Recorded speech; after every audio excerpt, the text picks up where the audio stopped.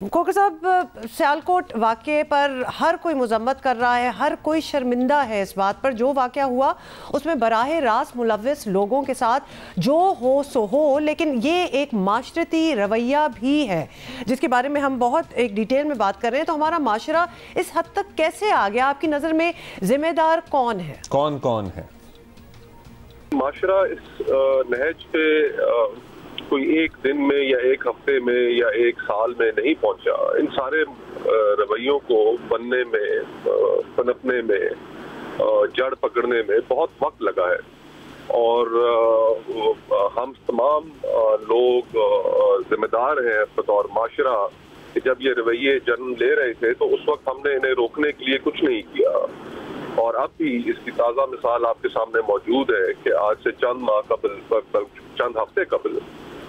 جب اسلام آباد کی طرف ایک مذہبی جتھے کی جانب سے لانگ مارچ کیا جا رہا تھا، تو بجائے اس کے کہ ریاست اس کو ایفیکٹولی ڈیل کرتی، ریاست نے اپنے گھٹنے اس کے سامنے ٹیک دیے، ان کے تمام تر مطالبات مان لیے، تو ہم نے پھر سے وہی جو ہمارے پولیس کے جوانوں کی شہادتیں تھیں وہ ہم نے پس پوش ڈال دی۔ تو پچھلی کئی دہائیوں سے ہمارا جو رویہ رہا ہے اس طرح کی قوتوں کو معذرت خواہانہ بھی رہا ہے اور اپیزمنٹ کا بھی رہا ہے، لیکن ہمیں جاگنا ہوگا، ہمیں اپنے اہل وطن کو سمجھانا ہوگا، اور بلکہ اس میں مجموعی طور پر جو اس وقت ریاکشن سامنے آیا ہے، عام عوام ان کے اندر بھی ایک غم کی کیفیت ہے۔ لوگ یہ سمجھ رہے ہیں کہ جس طریقے سے مصطفیٰ صاحب، سیالکوٹ میں جو ہوا ایسا دوبارہ نہ ہو، یہ ہم امید کر سکتے ہیں، لیکن شاید دوبارہ بھی ایسا ہوگا۔ اللہ کرے ایسا نہ ہو، لیکن ہوتا چلا آیا ہے۔ صرف دعاؤں سے تو کام نہیں چل سکتا، عملی طور پر پریکٹیکلی اگر کہیں سے شروع کریں، چونکہ سرٹنلی آگے تو بڑھنا ہے، رکنا نہیں ہے، اور لیٹس سی ہوپ فلی کہ آگے شاید امید کی کوئی کرن نظر آ جائے جو ابھی نہیں آ رہی ہے۔ تو ہم کہاں سے شروع کریں ان واقعات کی روک تھام کے لیے؟ اگر سوچ بدلنے کی آپ بات کر رہے ہیں، where should we really start from؟ ہم نے مل بیٹھ کر ایک نیشنل ایکشن پلان بنایا، اس ملک کی تمام مذہبی، سیاسی اور فوجی قیادت جو تھی وہ ایک پیج پر آئی، لیکن اس نیشنل ایکشن پلان کا ہم نے کیا کیا؟ اس کا آج کہیں ذکر بھی نہیں۔ جو چیزیں طے کی گئی تھیں ان پر عمل ہوا ہی نہیں، اور اس کے اندر جن چیزوں کے اوپر ہم نے فیصلہ کیا تھا کہ ہم عمل کریں گے، اس کے اندر اسی طرح کے مذہبی نفرت، مذہبی شدت پسندی کے جو پرچار ہے اس کا تدارک کرنے کا بھی عزم کیا گیا تھا۔ تو اس کا مجموعی طور پر تو آج بھی حال وہی ہے کہ ہمیں اپنے معاشرے کے اندر کوئی بھی ایسا پیغام، کوئی بھی ایسا نقطہ نظر کہ جس سے انسانیت کی تذلیل ہوتی ہو، مذہب کو بنیاد بنا کر انسانوں کے خلاف نفرت پھیلانے کو دعوت دی جاتی ہو، ان کے قتل عام کی اجازت دی جاتی ہو، ہم نے ان تمام رویوں کا سدباب کرنا ہے۔ نہ صرف سدباب کرنا ہے بلکہ اس میں سیاستدانوں کے اوپر بھی یہ ذمہ داری ٹھہرتی ہے کہ وہ بجائے اس کے کہ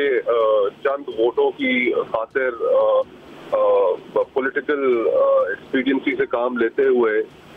خاموشی سے بیٹھے رہے، ان کو بھی کھل کھلا کر اس معاملے کے اوپر بولنا پڑے گا، پوزیشنز لینی پڑے گی، مذہبی رہنماؤں کو لینی پڑے گی، تاکہ ہم ایفیکٹولی ان رویوں کا سدباب کر سکیں۔ بہت بہت شکریہ مصطفیٰ نواز کھوکر صاحب، ہم سے بات کر رہے تھے اور مذمت کر رہے ہیں سارے، اور کوئی بڑی شاکنگ بات بھی ہے، اور ٹائم بھی وہ آ گیا کہ بڑے سوال اٹھ رہے ہیں کہ یہ ہو کیا رہا ہے ملک میں۔ اس وقت ہمیں جوائن کیا سینئر رہنما مسلم لیگ نون احسن اقبال صاحب نے۔ احسن اقبال صاحب، بہت سی چیزیں اس پہ بات ہو رہی ہے، بڑی ایک ہمیں ایسا لگ رہا ہے ایک نیشنل ڈیبیٹ کی، ایک نیشنل ڈائلاگ کی اب ضرورت پہنچی ہے۔ تو جب یہ اتفاق سب میں ہے کہ شدت پسندی قبول نہیں، تو یہ جرت بھی ہونی چاہیے کہ حالات یہاں تک پہنچانے میں اپنی جماعتوں کا کردار بھی تسلیم کیا جائے، غلطیاں ماننے اور ان پر معافی مانگے بغیر کیا ہم آگے بڑھ بھی سکتے ہیں؟ اور اسی لیے کہا جا رہا ہے کہ ایک نیشنل ڈائلاگ ہو جائے۔ دیکھیے، ہماری جماعت نے تو ہمیشہ اس کی مخالفت کی ہے۔ ہم نے نیشنل ایکشن پلان بنایا،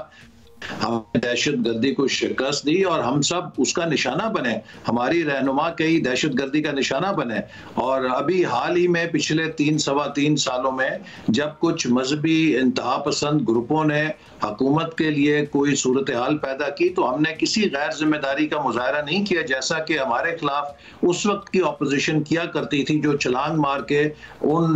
گروہوں کے ساتھ مل کر جلتی پر تیل کا کام کیا کرتی تھی. تو اس لیے میں تو الحمدللہ اپنی جماعت کے حوالے سے کہہ سکتا ہوں کہ ہم نے اس کا ہم نشانہ بھی بنے ہیں، لیکن ہم نے اس کا مقابلہ کیا اور ہم سمجھتے ہیں کہ اگر کوئی بھی ایسی قومی سطح پہ کوشش ہوگی ہم اس کو ویلکم کریں گے، جس سے کہ ہم معاشرے سے جو وائلنٹ ایکسٹریمزم ہے اس کا کلا کما کریں. احسن صاحب، آپ سرٹنلی پرسنلی بھی اس میں آپ کو ٹارگٹ کیا گیا اور یہی ہیٹ سپیچ یا ہیٹ مونگرنگ جو ہے وہ اس کی زد میں آپ بھی آئے، جس کی وجہ سے ایک ریاکشنری طور پر آپ پر قاتلانہ حملہ بھی ہوا. لیکن آپ کی پارٹی کی اگر بات کریں تو پی ڈی ایم کی سب سے بڑی جماعت آپ کی پارٹی آج بھی اس کا اہم اجلاس ہے. اب پی ڈی ایم کی قیادت کی جانب سے یہ